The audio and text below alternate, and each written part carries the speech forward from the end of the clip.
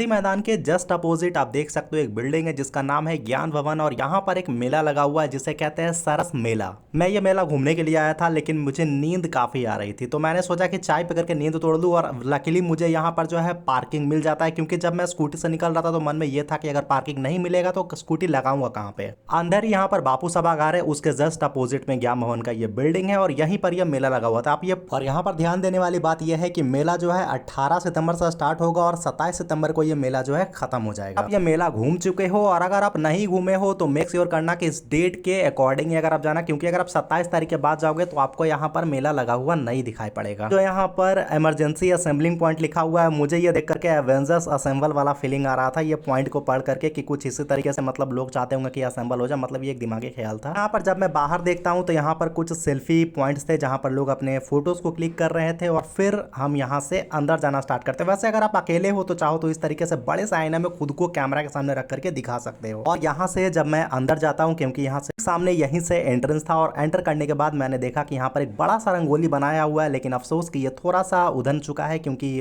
रात में ये रंगोली बहुत अच्छे तरीके से बनाया हुआ था, मुझे ही जाने में लेट हो गया। जब मैं अंदर गया तो यहाँ पर देखा कि बहुत सारे सामान यहाँ पर बिक रहे थे, लेकिन मेरा नज़र सबसे पहले इन अचार के डब्बों पर पड़ा, क्योंकि सुबह नाश्ता करने के लिए मुझे कुछ ऐसा कुछ चाहिए था जो मैं रोटी के साथ खा सकूँ। तो यहाँ पर मुझे लहसुन का अचार दिखाई पड़ा जो कि 100 रुपये का 250 ग्राम ये वाला डब्बा मुझे पड़ा। यहाँ पर आप बार्गेनिंग नहीं करा सकते हो, जो सामान है जो रेट है वही आपको यहाँ पर देना पड़ेगा, आप कम नहीं करवा सकते हो। हाँ, अगर कोई कम कर दे तो वो अलग बात। मुझे एक बात समझ में नहीं आता है, भगवान को लोग कान में क्यों पहनना चाहते हैं? मतलब ये आप देख सकते हो कान में पहनने ही वाला एक था, लेकिन इस तरीके का लेना सही नहीं है और लोग बनाते भी क्यों ही है इसको। यहाँ पर जो है साड़ी वगैरह भी बिक रहा था, इवन जो है फ्लोर पर बिछाने वाला अच्छा अच्छा कारपेट भी यहाँ पर था, जो कि आप देख सकते हो वीडियो में कुछ इस तरीके का यहाँ पर दिखाई पड़ रहा होता है। और कारपेट का कह सकते हो कि बहुत ज़्यादा यहाँ पर वैरायटीज़ था जो देख करके काफ़ी अच्छा भी लग रहा था और शायद 100 रुपये से यह स्टार्ट हो जा रहा था और जितना आप जैसा लोगे वैसा मिलेगा। यहाँ पर माता रानी का एक मार्बल का मूर्ति भी था जिसका कीमत 3000 रुपये इन्होंने लगाया था। वो ज़्यादा है या कम है वो आप देख लो, क्योंकि अगर आप कभी आप मेले में जाते हो तो आपको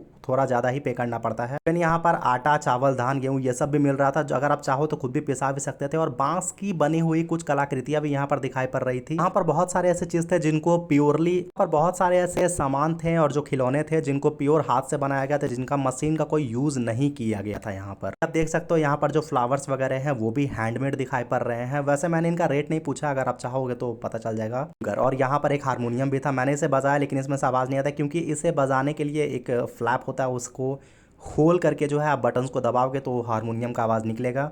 और ये हर कोई नहीं बजा सकता है, इसको बजाने के लिए सीखना पड़ सकता है। हाँ, ढोलक चाहो तो बजा सकते हो, ये मतलब धुन नहीं निकल पाएगा लेकिन बजेगा ही इसमें। और फिर जो है हम आगे बढ़ते हैं तो यहाँ पर हमें देखने के लिए मिलता है कि झुर्रियाँ वगैरह। खैर ये तो मतलब इसका थोड़ा रेट मुझे ओवर प्राइस लगा, लेकिन देख लो यार अब क्या कर सकते हैं इसका। लेकिन इसमें एक सामान अच्छा मिला था कि इसमें आप अपने झुर्रियों को दवा लगा करके हटा सकते हो। पता नहीं कितना कारगर है लेकिन ऐसा सुनने के लिए मिला था। फनी बात तो मुझे ये लगा कि यहाँ पर जो है मुझे लगा कि यह शिलाजीत है, लेकिन पता चला कि यह शिलाजीत नहीं है, बल्कि इसको खा करके आप साइलेंटली अपने हवा को पास कर सकते हो। कुछ इस तरीके का यहाँ पर खट्टा मीठा बहुत सारे सामान थे जो कि ये यहाँ पर बेच रहे थे। और ये जो है पता नहीं क्या था यार, इसका नाम मुझे ध्यान में नहीं है। और यहाँ पर आप देख सकते हो कि बहुत सारे अलग अलग टेस्ट के हिसाब से फ्लेवर यहाँ पर इवन यहाँ पर की चेंज थे जहाँ पे आप अपना बना बनाया भी था और चाहते तो कुछ में आपका नाम भी लिख करके दे सकता था। जो गेट के सामने से मैंने 100 रुपये का लहसुन लिया था, वही लहसुन का अचार यहाँ पर मुझे 80 में मिल रहा था। तो आप चाहो तो इनके दुकान पर थोड़ा एक्सप्लोर कर सकते हो आकर, तो जो है सामने के मुकाबले अंदर में थोड़ा सस्ता मिलेगा। और वहाँ पर तो मुझे टेस्ट करने का ही मौका नहीं मिला था, लेकिन यहाँ पर आप टेस्ट करके ले सकते थे। फिर एक सेक्शन और बना हुआ था जहाँ पर खाने पीने का सारा सामान था और यहाँ पर चाट भी मिल रहा था, लेकिन चाट मुझे ओवर प्राइस लगा तो मैंने चाट नहीं लिया, क्योंकि यार 50 में एक सिंगाड़ा कौन ही खा है। फिर मैं निकल ही रहा था तभी मुझे यहाँ पर दिख गया राजमा चावल, जो कि काफ़ी टाइम से खाने का सोच रहा था। और ये जो है यहाँ पर मुझे पड़ा 60 रुपये का एक प्लेट। सबसे पहले यहाँ पर मैंने काउंटर पर जाकर पेमेंट किया और पेमेंट करने के बाद राजमा चावल का एक प्लेट लगाया गया। लेकिन यहाँ पर गलती पता है मुझे क्या लगा कि राजमा चावल तक तो सही था, मुझे लगा था ये लोग स्टोव पर गर्म करेंगे, लेकिन इन लोगों ने गर्म करने के लिए चुना ओवन को।